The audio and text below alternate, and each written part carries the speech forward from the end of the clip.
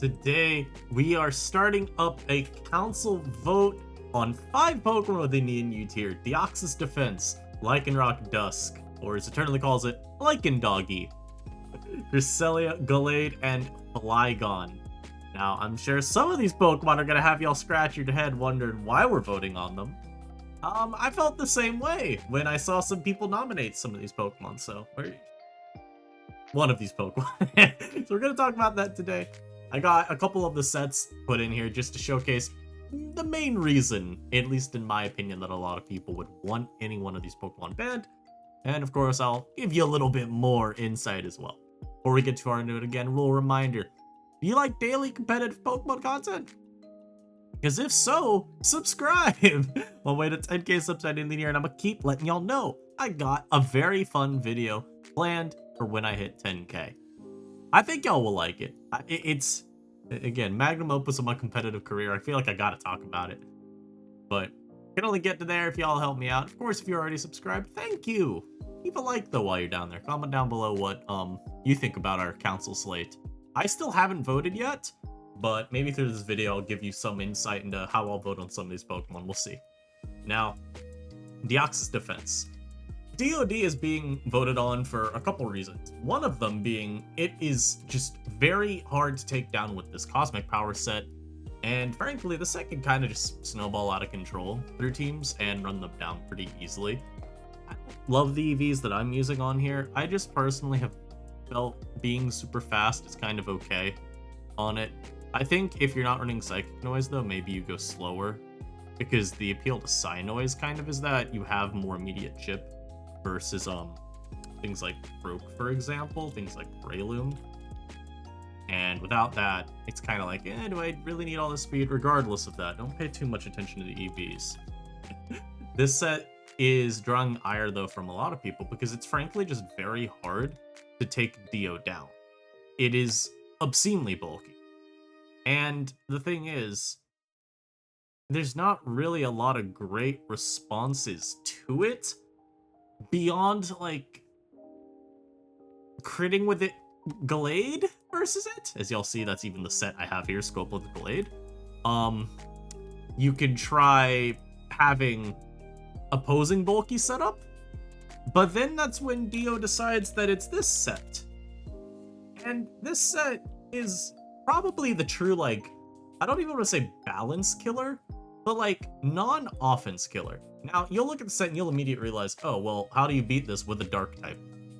The problem is that all the dark types kind of fail to 1v1 you reliably, outside of maybe Wo-Chien with like Ruination. Because Wo-Chien's actually able to knock your helmet at least, so you don't have that later. And Ruinate, although it's going to get pressure stalled pretty reliably, it's going to at least force you to waste some recovers. And setting up on Wo-Chien, I mean, obviously you never do anything. The one drawback to the set, other than a negative matchup against offense teams, is that dark types will still wall you.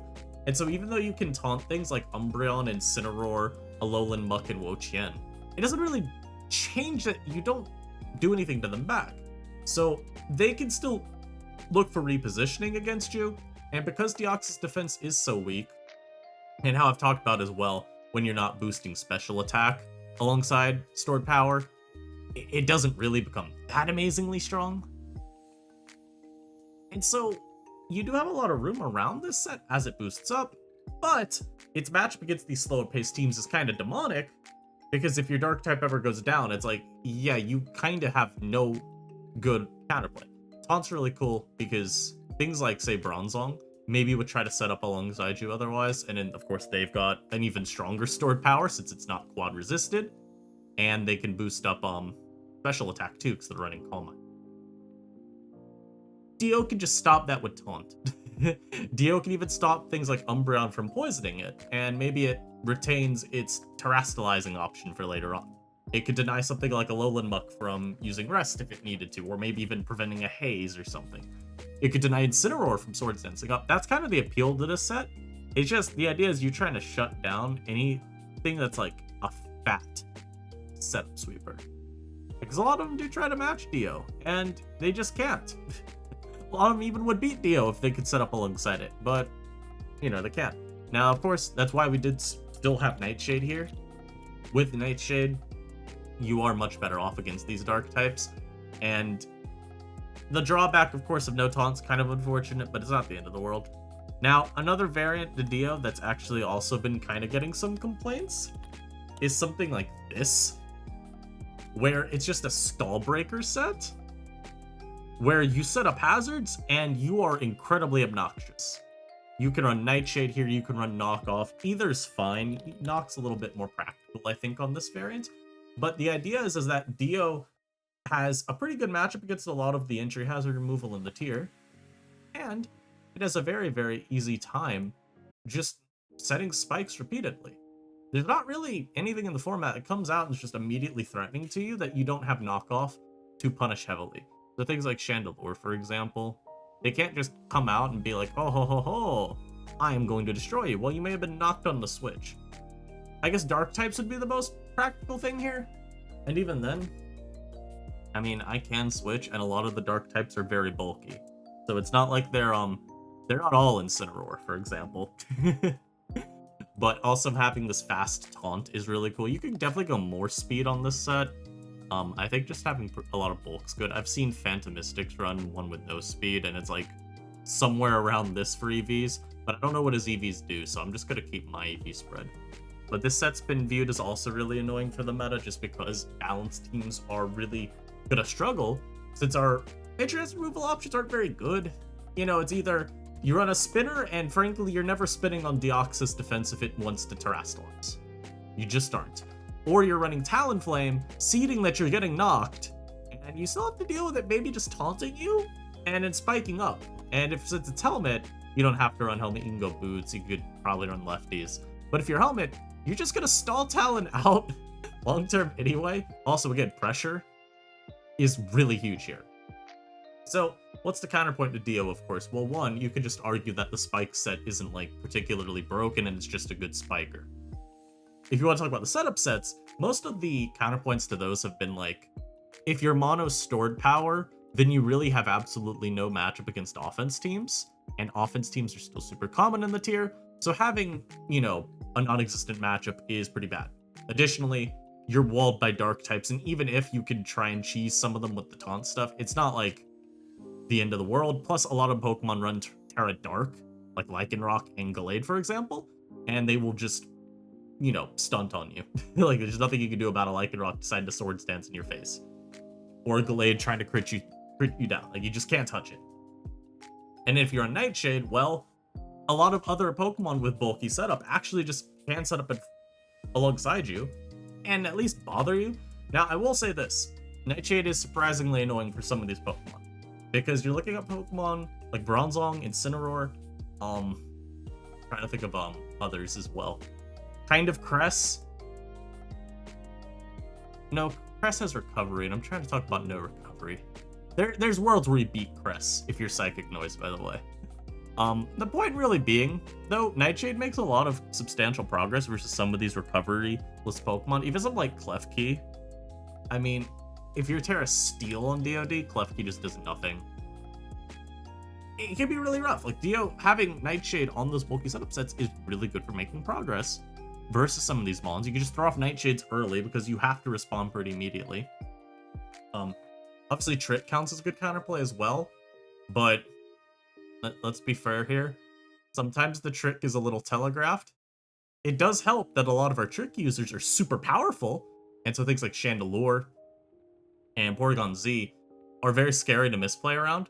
So if Dio switches out versus like a PZ and, you know, tries to maybe go to, like, maybe you have like a Scarf Flygon on your team and you're trying to eat the Trick, well, you might just die to try attack on the switch. Yeah, I would say those are the main reasons Dio gets calls for bans. The counterplay to it is kind of tough if you're not able to stop it from setting up. The pool of Pokemon is quite small, and it gets pinched even further when you consider potential taunt. On the flip side, if Dio's running taunt, anything that's a dark type walls it forever, and even a lot of steel types will deal with it for at least a little bit. You know, maybe something like Copper can knock and then you switch around, you know, just gives you a little bit of extra help if you get rid of the item. And the sets take so long to actually get going that they're not really sweeping and arguably won't even be able to successfully stall. So there you go. Lycanroc-dusk. Y'all know how I feel about this mod. I think this Stabsless set with Terra Dark is pretty broken. The issue I've had with Lycanroc-dusk being in the tier is I just don't think defensively we have counterplay beyond Terra Fairy Pokemon. I mean, this is kind of the reality of being in a tier without good defensive fairy types, though, right? Like, let's look at our fairies, right? Deoxys one of them. It doesn't resist close combat. Klefki's one of them. Hey, it doesn't resist close combat. And if I Terra Dark in front of you, you can't do anything to me. Sylveon, and frankly, Sylveon is a good answer, but it's not the most common Pokemon, and frankly, when I see it, it's mostly specs. And then, yep, that's it. So now you look at, okay, what Pokemon are Terra Fairy, maybe? Well, occasionally Cress is, I guess? Sometimes you see Terra Fairy on, like, a Flygon, but it still kind of just dies to Sucker. Incineroar, I guess, can Terra Fairy? Yeah. Hurt can Fairy? It can become a Fairy. Obviously, Umbreon or Vapo could. Bloomy, I guess, could. But that's it. It really feels like a lot of the time the counterplay to Lycanroc-dusk does just come down to, do you have a Fairy-type Terra, or can you prevent it from Swords Dancing? Admittedly, this is the same thing that applied to it in the previous metagame, and why at one point I even didn't like Swords Dance like it. Boosting with it's not always easy. The Pokemon is incredibly frail, so a lot of time you've got to make these really aggressive plays to get the Swords Dance off. It just so happens that when you get the Swords Dance off, a lot of time it's winning you the game, especially in this metagame where hazards are so strong and hard to get rid of.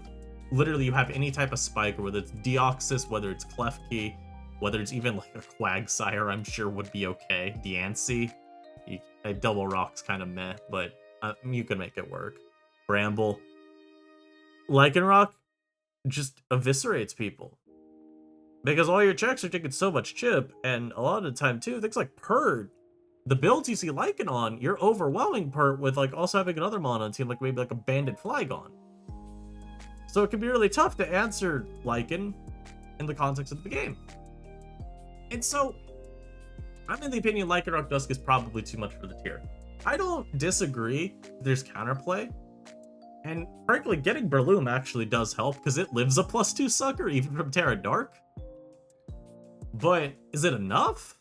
I don't think so. I don't think getting these Psychic types either that Lycanroc can also beat up on is particularly helpful to the metagame either. Then we have Cress. Now, Cresselia is interesting because a lot of it, I feel, has gone, or I feel like Cresselia as a mon has been overshadowed a bit by Deoxys for a couple reasons. One, Deoxys defense, it's not even a lot of reasons that I need to list like that. Really, it's just this. Deoxys defense has a little bit more navigability around checks. So, naturally, since they're both not slow, but they're slow to get going, bulky setup sweepers, they're psychic types, your counterplay overlaps. So Trick, Dark types, Steel types even to some degree. And, I mean, again, I guess I'll mention Terra Dark Gallade. Even though Cress, obviously, Moonblast still can crit through you, right? Or even just bonk you in general. But since their counterplay overlaps, and Dio is generally viewed as maybe a little bit better of a Pokemon, Cress gets a little bit overshadowed. But there's a little bit more to it than that, I would argue, too. The big thing being, Taunt on Dio actually complicates matters, and Nightshade to some degree, too, funny enough. More than you'd think. So, Nightshade for Dio is just really nice to have as a move you could throw off, and you always get very consistent damage, and even though Deoxys defense is very weak, it doesn't really matter.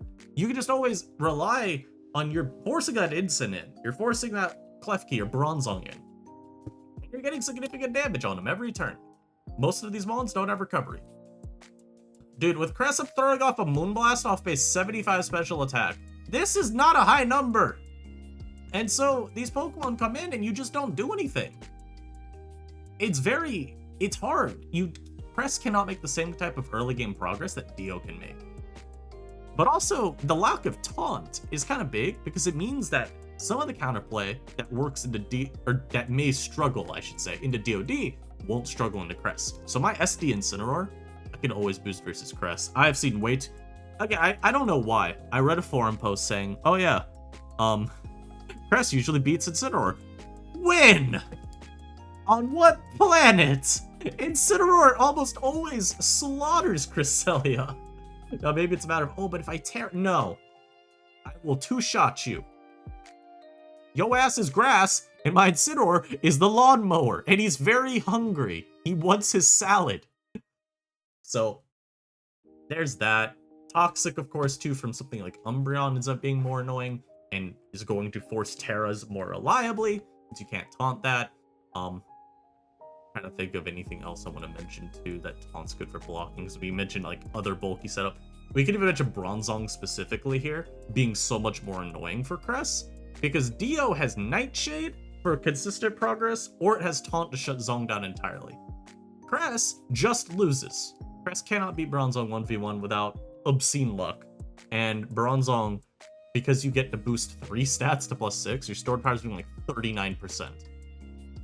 So you're able to force Cresselia to just burn through all its Moonlights, and since you quad-resist stored power, you're in an even better spot than usual too. You just dunk on Cress. So like Raja as well is more helpful here because Copper can just whirlwind you out. Same with like a Sylveon with Roar, a Vappa with Haze. Notice how all these mons, by the way, Taunt DOD would shut down. Like even just this set, by the way, of DOD would shut some of these mons down and just give you more turns to spike up kind of freely and deny the utility from being passed around. So all that to say, I think Cress is still really good. Functionally wise, it's still very similar to Dio. It's, you know, really bulky. It even has, let's get, there's something else I want to say. I think it was, God, what would I want to say? It might be overall a little bulkier because of HP. I'd have to calc it. Regardless, they play very similarly. And even though Pressure, I'd say, is a bit better of an ability because Deoxys just frankly can stall out some weird stuff. Like Encore is a thing I didn't even mention originally. Encore versus Deoxys, you have to factor in, it only has 4 uses against this mon. It does actually have all 8 against Cress, which is annoying. But Levitate is still useful. Spikes can actually pressure Dio if, you know, they get up on its side. And like I mentioned earlier, Hazard Control in the tier is kind of a meme, so that's pretty likely. Cress at least doesn't have to deal with that, which is a benefit. And I also think Cress is a bit better of a Keyberry holder, because this video is getting released later in the month. Like, Deoxys defense is probably banned by the time that video goes up. But Cress is a much better Keyberry user because it's a little bit stronger.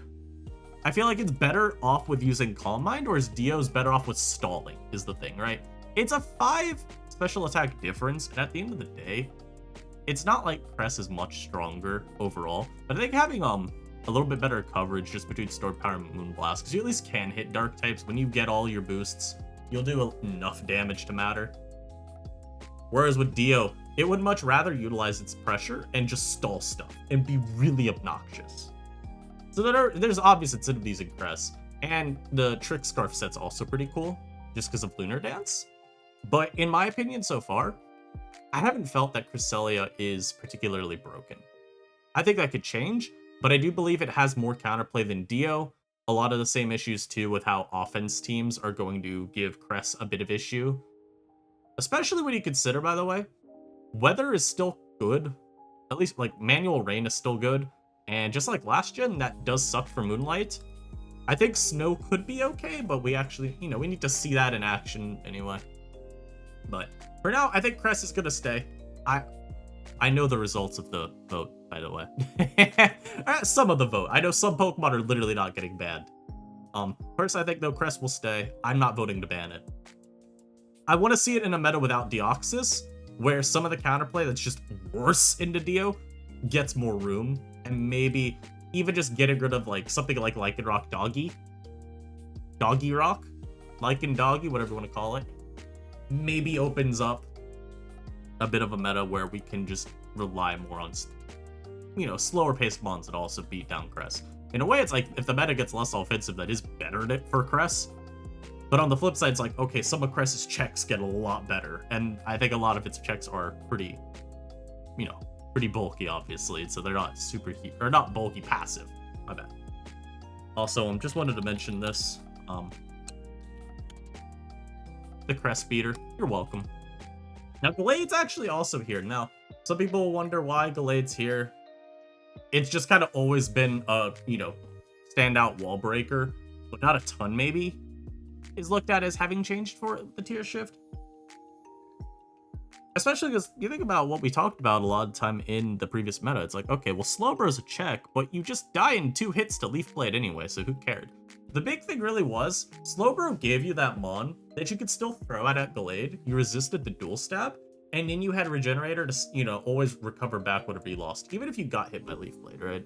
You didn't die, so you could still switch to something on the next turn.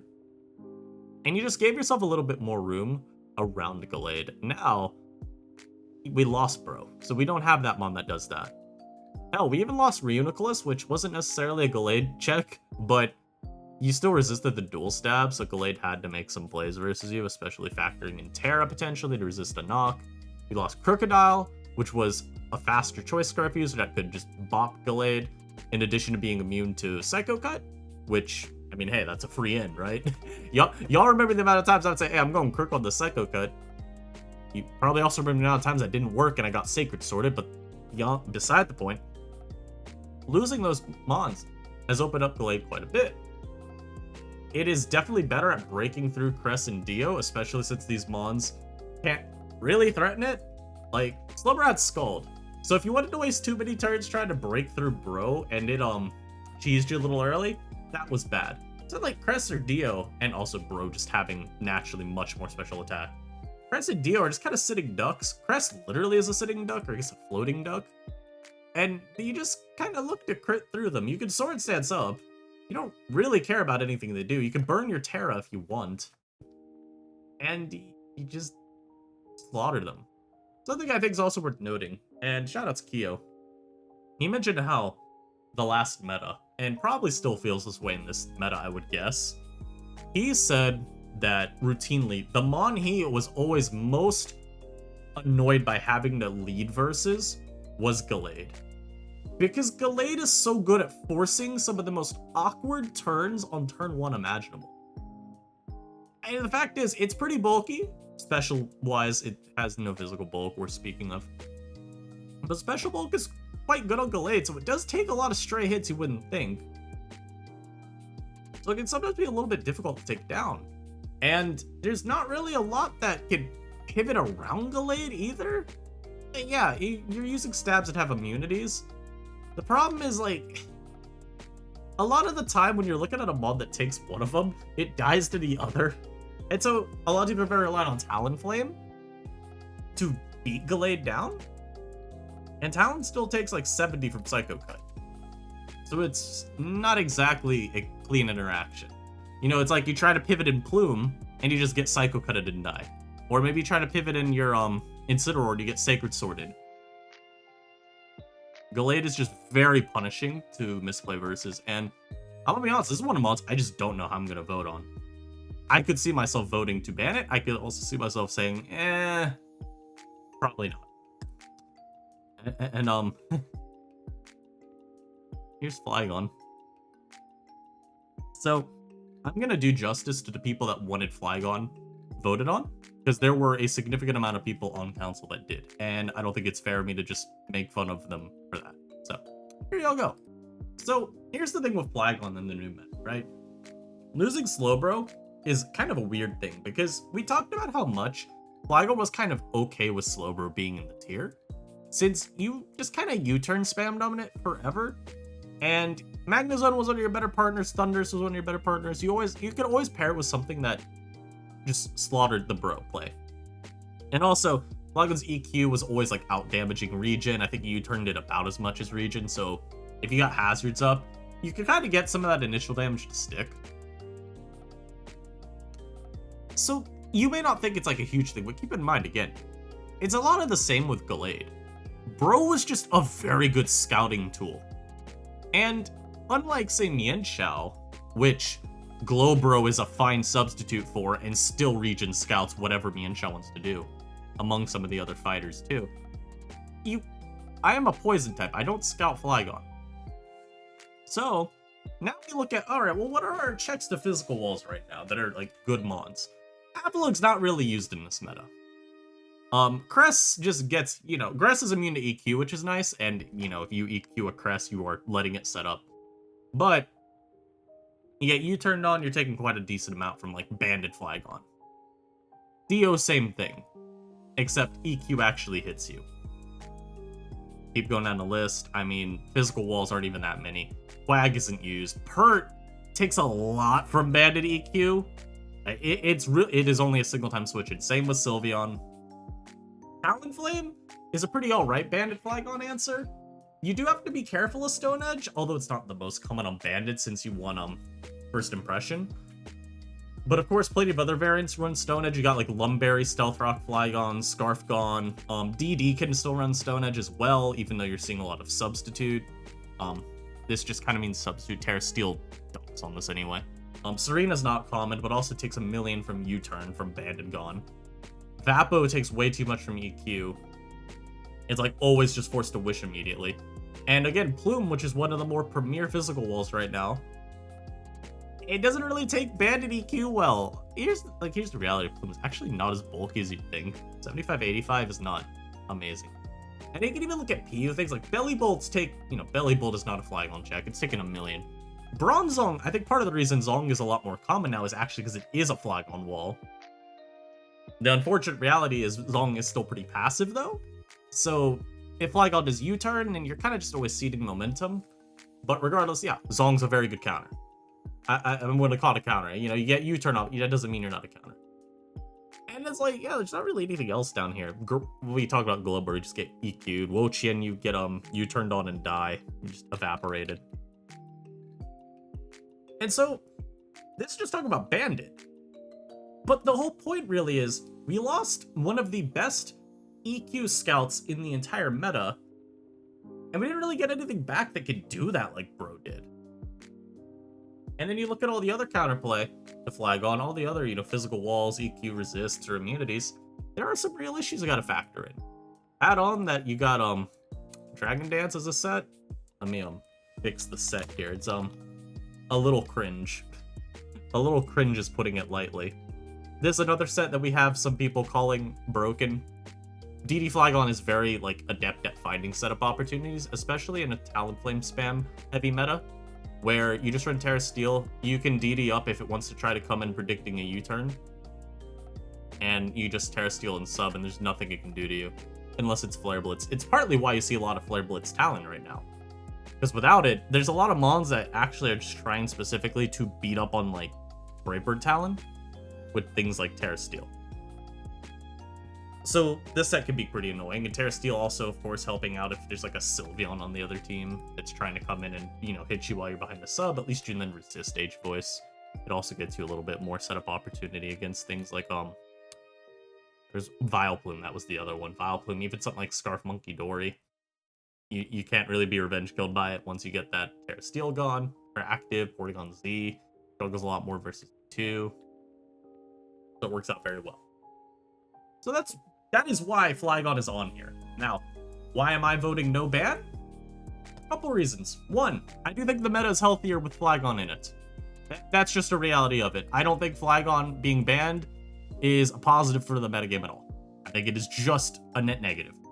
Yes, Flygon is an incredibly dominant offensive presence. I also think that just through its typing, through all of the tools it has, good rocker, good pivot, good speed control, just a lot of nice defensive utility getting one mon. I do believe that tier's better with it here than it's not. And I just don't think that the offensive sets are as broken as people like to say. Now, if there were a set that would make me call for a Flygon ban, it probably would be Banded. Because even before, Flygon was also, I know I'm putting Scale Shot here, it's just because it's what the masses use, man. I'll placate to them. But even before Flygon was getting, the Ultra Mega Gas, Danny would routinely bring CB Flygon versus me. And every time I got hit by EQ, I'm just like, Jesus Christ, bro, chill. It is really stupidly strong. But there's even, again, there's issues with this mon. For example, you want to give Crest Freak setup? You want to give Cloyster free setup in this meta? Huh? Want to do that? Oh no. Now, again, some of this... Ori's another one. A lot of it really just comes down to, I think people are not happy with the ground checks we have in the tier. Because they're either all getting, like, U-turned on and dying, or they're just neutral to EQ, and either one, don't have recovery, or two, take too much to be viewed as reliable. But I think the tier has enough room around Flygon still with what we have, and I believe the Punishers we do have are enough. Plus, I believe there's enough offensive Pokemon that kind of just invalidate the vibe check you'd consider first impression to be. Things like SD Lucario, for example. Things like SD Gator as well. Gator's like just bulky as all hell and just can muscle through you. I think the tier has enough. I do, of course, though, believe this is the best mon in the tier. And Talon is really good, but I do think Flygon's just far less exploitable than Talon. So that's gonna be it for me. I hope y'all enjoyed. Of course, like I said, the only votes I know for sure, I'm voting do not ban, and ban. Deoxys Defense and Gallade I'm still thinking of. So let me know how would you vote? Let me know down below. I hope y'all enjoyed, and I'll catch y'all next time. Peace.